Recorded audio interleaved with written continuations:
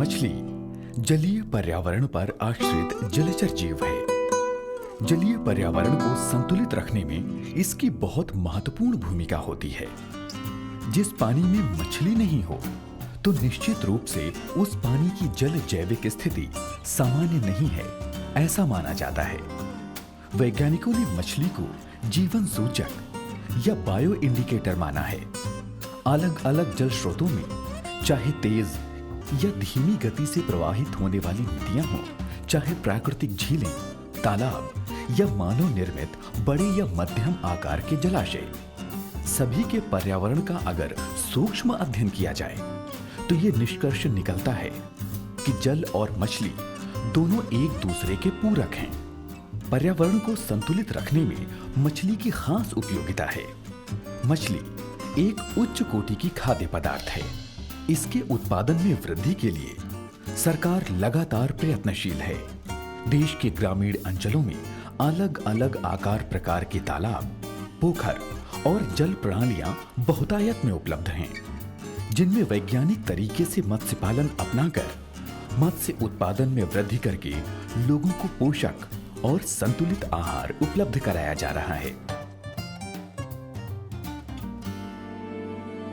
राष्ट्रीय मत्स्य आनुवंशिक संसाधन ब्यूरो की स्थापना दिसंबर 1983 में भारतीय कृषि अनुसंधान परिषद के तत्वावधान में इलाहाबाद में की गई थी, जिसमें देश के मछली के कृत्रिम स्रोतों के संरक्षण के संबंध में अनुसंधान किया जाता था। ब्यूरो के वर्तमान स्थायी बुनियादी ढांचे को नहर रिंग रोड, तेलीबाग, लखनऊ, उत्तर प्रदेश में 1999 में विकसित किया गया। इसमें 52 एकड़ क्षेत्र में एक प्रशासनिक ब्लॉक, प्रयोगशालाएं, तालाब, खेत और आवासीय परिसर शामिल था। संस्थान का लक्ष्य बौद्धिक संपदा संरक्षण, टिकाऊ उपयोग और भावी पीढ़ी के लिए मछली आनुवंशिक संसाधनों का मूल्यांकन और संरक्षण करना है। हमारा जो संस्थान है 3 लेवल जो जैव विविधता के हो सकते हैं उन पर काम करता है कि कितनी स्पीसीज पाई जाती हैं और उन स्पीसीज के अंतर्गत कितनी उसकी प्रजातियां पाई जाती हैं, जिनको हम डीएनए चिन्हकों द्वारा आइडेंटिफाई करते हैं। इसके अतिरिक्त जो हमारा तीसरा लेवल है, जो मॉडर्न टेक्नोलॉजी जीनोमिक्स का, कि एक मछली के जो जीनोम में उसके फाइनल प्रिंट्स क्या हैं। फ्यूचर में ये जीनोमिक इंफॉर्मेशन ही होगी जो एक आपकी धरोहर होगी।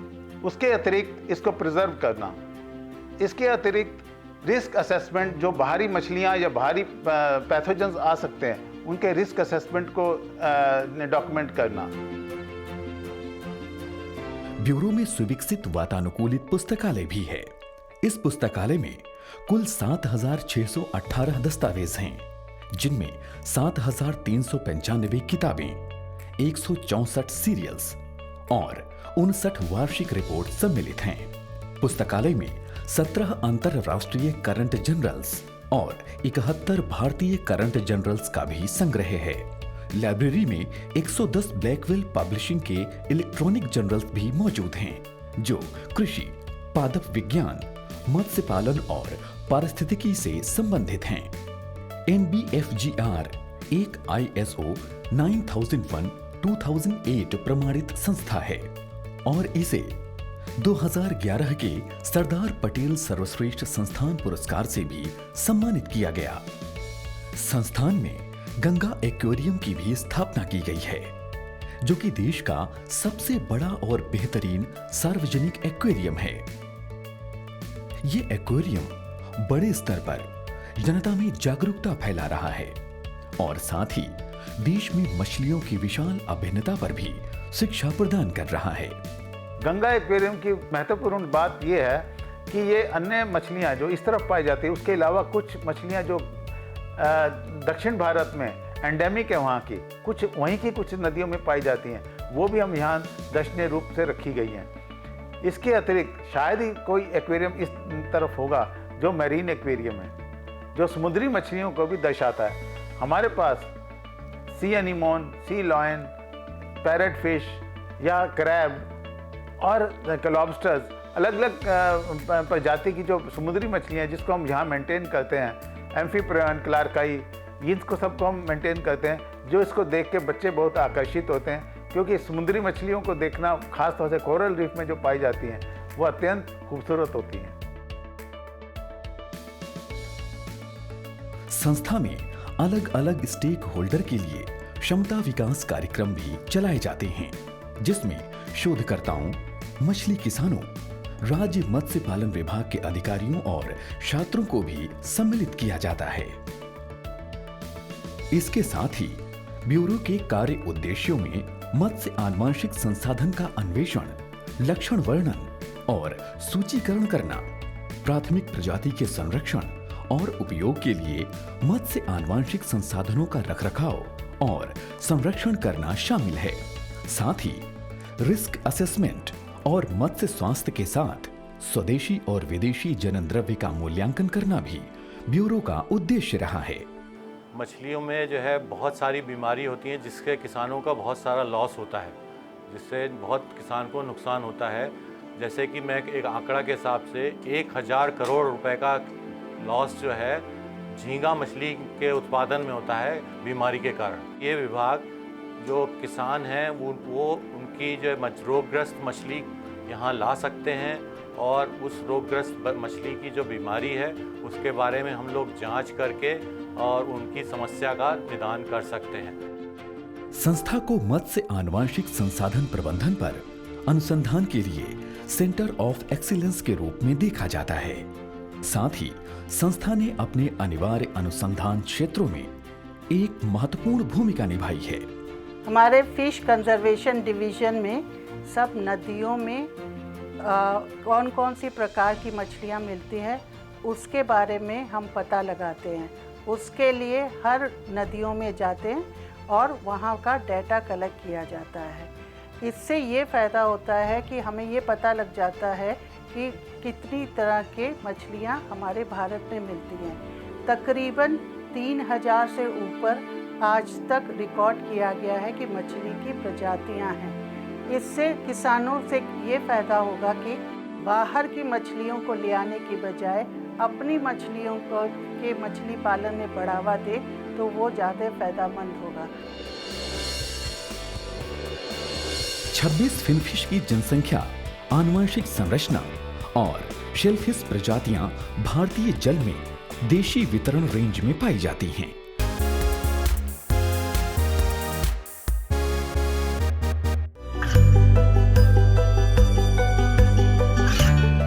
गांवों और पिछड़े क्षेत्रों में सरकारी योजनाओं की जानकारी पहुंचा।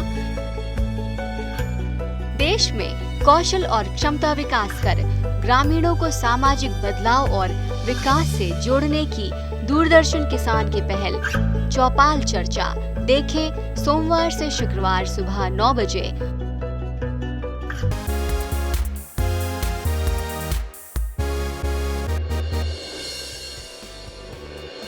ICRA NBFGR एक ISO 9001-2008 प्रमाणित संस्था है।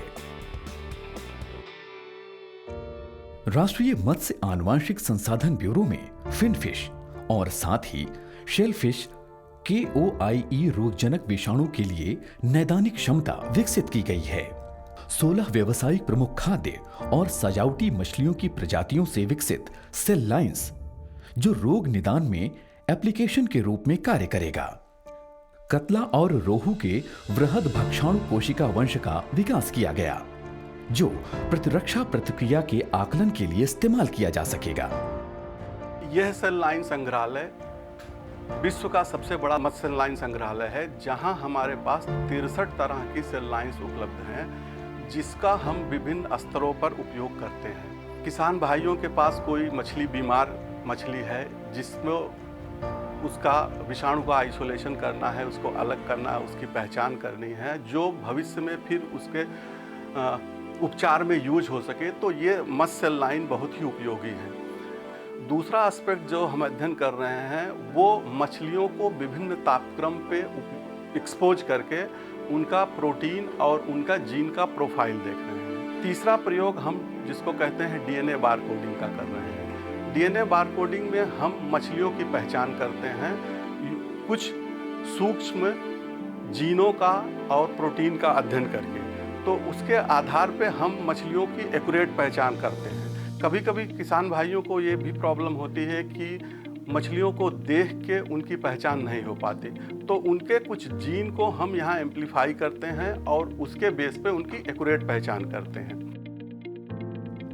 देश की प्रमुख नदियों और झीलों में जल की गुणवत्ता में प्रतिकूल परिवर्तनों के कारण यहाँ की मूल मत्स्य प्रजातियां कम होती जा रही हैं। इनके अलावा सकर माउथ कैटफिश और अफ्रीकन मागुर भी इन जलीय संसाधनों में पनपने लगी हैं, जो कि एक चिंता का विषय है। जैसे यमुना नदी से विशाल विदेशी कॉमन कार्प मछली, एक तिलपिया मछली का मिलना चिंता का विषय है।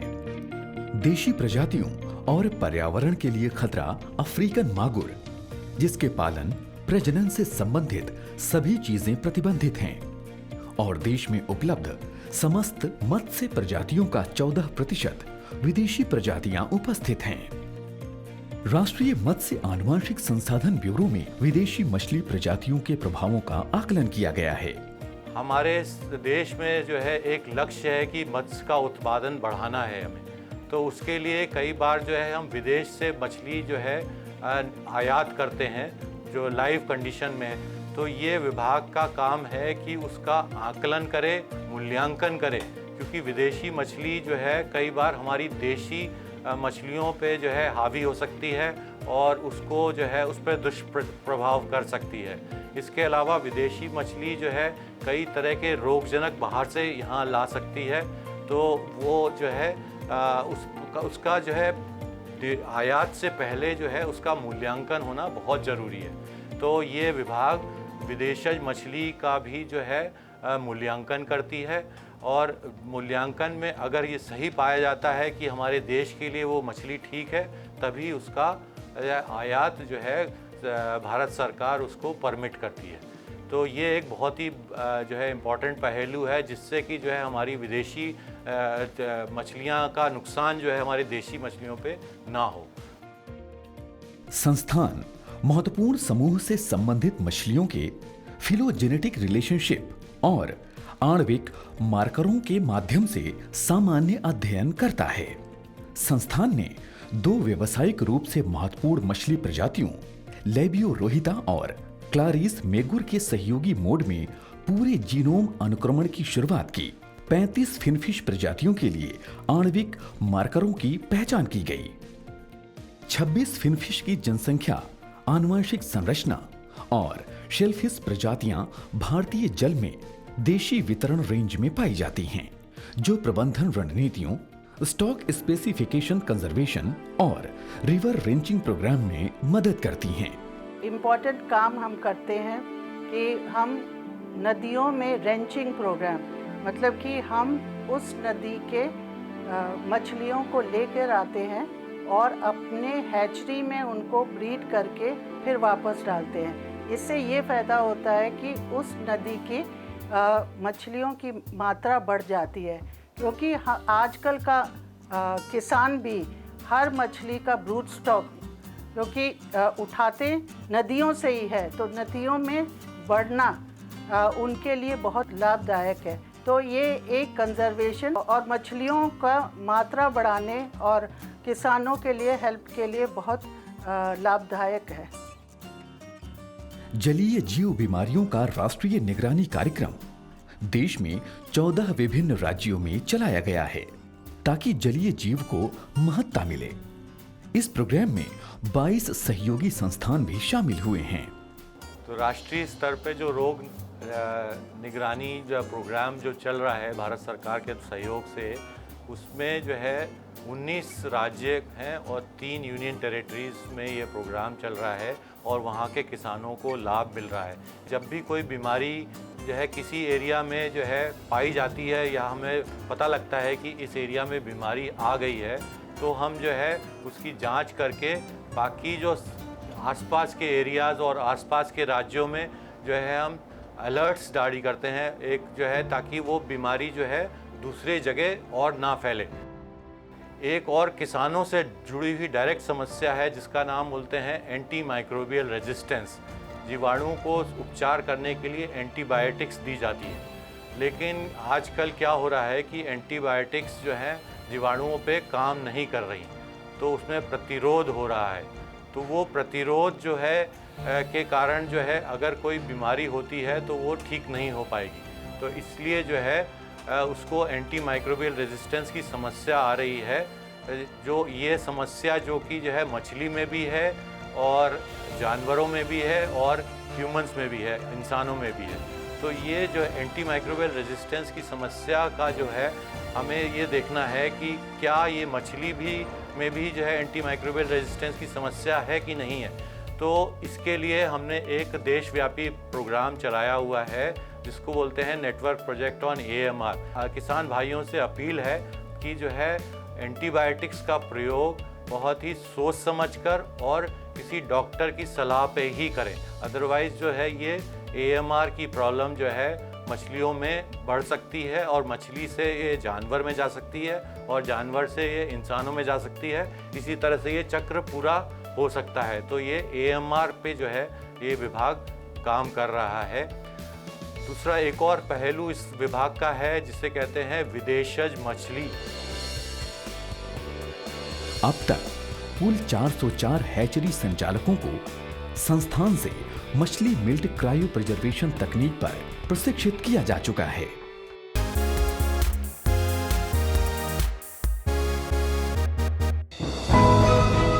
ये कामयाबी है अन्नदाता की, ये कहानी है खेत और खलिहानों की। कैसे करें अपने पशुओं की देखभाल, जानिए गांव-गांव के किसानों का हाल। देखिए गांव किसान सोमवार से शुक्रवार दोपहर 12:05 पर।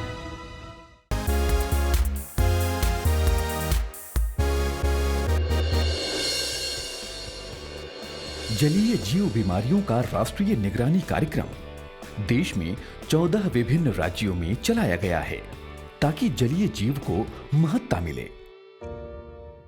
ये संस्थान लखनऊ परिसर में ब्रूड स्टॉक के आनुवंशिक सुधार के लिए फिश मिल्ट क्रायो प्रिजर्वेशन तकनीक पर वर्ष 2019 से लगातार प्रशिक्षण कार्यक्रम का आयोजन कर रहा है। हैचरी स्वामी को यहाँ प्रशिक्षित करते हैं क्रायो प्रिजर्व्ड मिल्ट के उपयोग के बारे में। क्रायो प्रिजर्वेशन एक टेक्निक है जिससे हम स्पर्म को अच्छी तरह से प्रिजर्व करके हम बहुत दिन तक यूज़ कर सकते हैं या कहीं ट्रांसपोर्ट कर सकते हैं। उसके लिए हम ये टेक्निक का इस्तेमाल कर रहे हैं और इससे हैचरी में जेनेटिक डाइवर्सिटी आनुवांशिक विविधता बढ़ाने के लिए, हैचरी के प्रजनकों में आनुवांशिक विविधता बढ़ाने के लिए हम क्रायो मिल्ट का उपयोग कर रहे हैं। अच्छी गुणवत्ता का बीज नहीं बनेगा तो उत्पादन उतना मिलता नहीं है और किसानों को हानि होती है, आर्थिक हानि होती है। इसलिए अच्छी गुणवत्ता का बीज बहुत ज़रूरी है। पिछले साल 4 प्रशिक्षण कराया था, उससे 13 हैचरी स्वामी लाभान्वित हुए थे और अनेकों किसान उनसे लाभान्वित हुए अच्छी गुणवत्ता के बीज से। तो अभी अगले साल के लिए हमने ये प्रोग्राम 20 राज्यों में अभी चलाने वाले हैं और 20 राज्य के हैचरी स्वामी आकर यहाँ प्रशिक्षण लेंगे और लाभान्वित होंगे।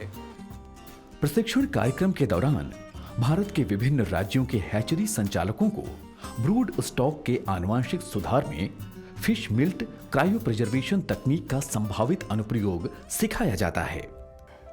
मेरा नाम जाहिद अली, मैं उड़ीसा बलांगीर डिस्ट्रिक्ट का लोईसिंगा गांव का हूं। मैं पहली बार यहाँ क्रायो प्रिजर्वेशन ट्रेनिंग के लिए 2019 अप्रैल महीना में आया था। यहाँ से मैं सीख के वहाँ गया।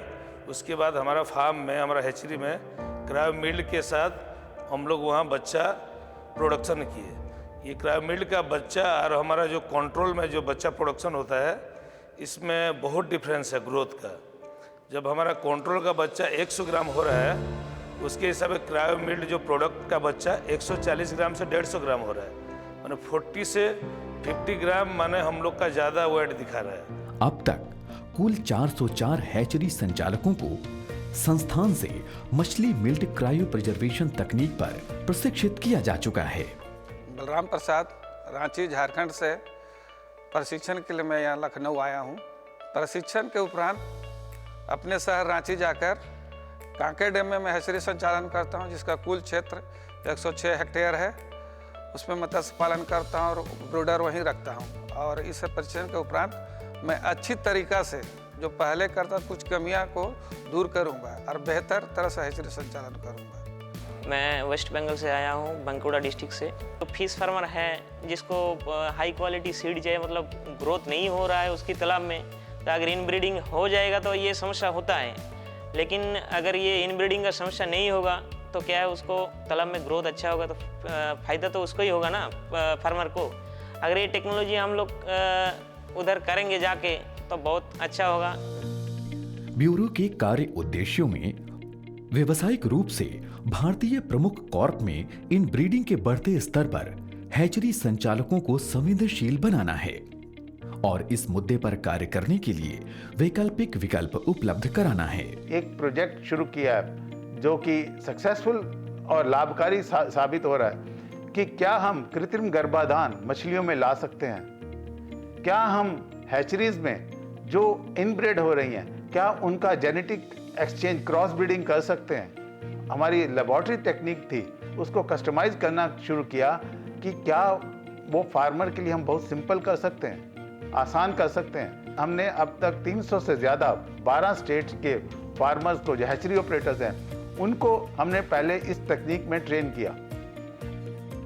आप इमेजिन कीजिए अगर एक मछली को एक जगह से दूसरी जगह ले जाना हो या फ्रोजन स्पर्म को जो हिम परीक्षित सीमन है मछली का उसको ले जाना तो कौन सा आसान होगा। एक क्राय कैन में 8000 वायल के साथ एक हिम जो परीक्षित सीमन है जिसको हमने 23 साल तक रखा है और उसके बाद भी इस्तेमाल किया है, वो उसको हम इस्तेमाल कर सकते हैं इस काम के लिए। शायद ये विश्व का पहला एक एक्सपेरिमेंट होगा जो इतने लार्ज स्केल पर और एक स्मॉल स्केल फार्मर्स के बीच जाके इस तकनीक का प्रयोग करेगा।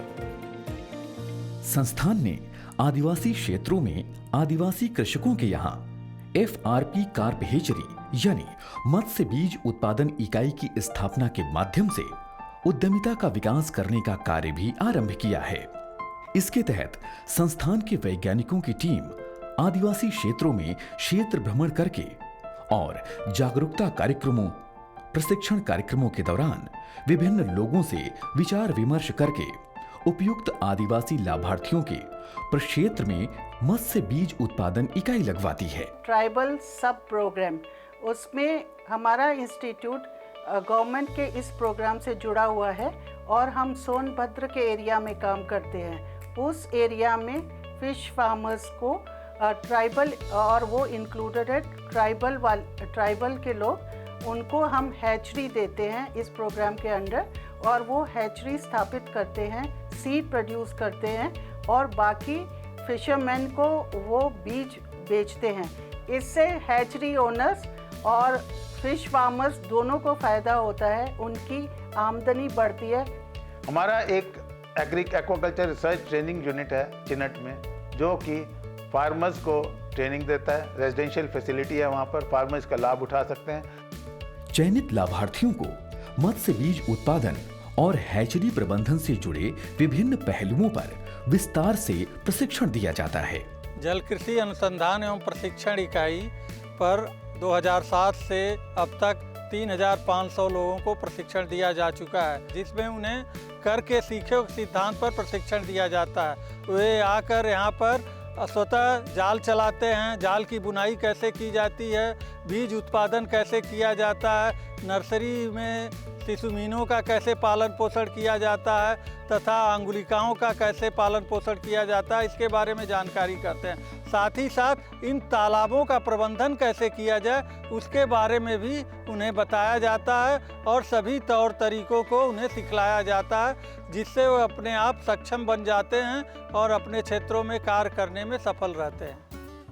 राष्ट्रीय मत्स्य आनुवंशिक संसाधन ब्यूरो ने अपने लक्ष्य निर्धारित कर रखे हैं, जिनमें आधुनिक तकनीक और ऑपरेशनल रणनीति का इस्तेमाल कर मत्स्य आनुवंशिक संसाधन का संग्रह, प्रसूचीकरण और दस्तावेजीकरण करना, साथ ही लुप्तप्राय मत्स्य प्रजातियों के संरक्षण, स्वदेशी और विदेशी मत्स्य प्रजातियों के मूल्यांकन, बौद्धिक संपदा संरक्षण, स्थायी उपयोग और भावी पीढ़ी के लिए मत्स्य आनुवांशिक संसाधनों का आकलन और मछली विविधता संरक्षण, मछली आनुवांशिकी, मत्स्य पालन और संबंधित पहलुओं के क्षेत्र में नवीनतम जानकारी भी देता है। भारतीय गन्ना अनुसंधान संस्थान लखनऊ, जो कि भारत में गन्ना विकास और अनुसंधान का एक अग्रिम संस्थान है,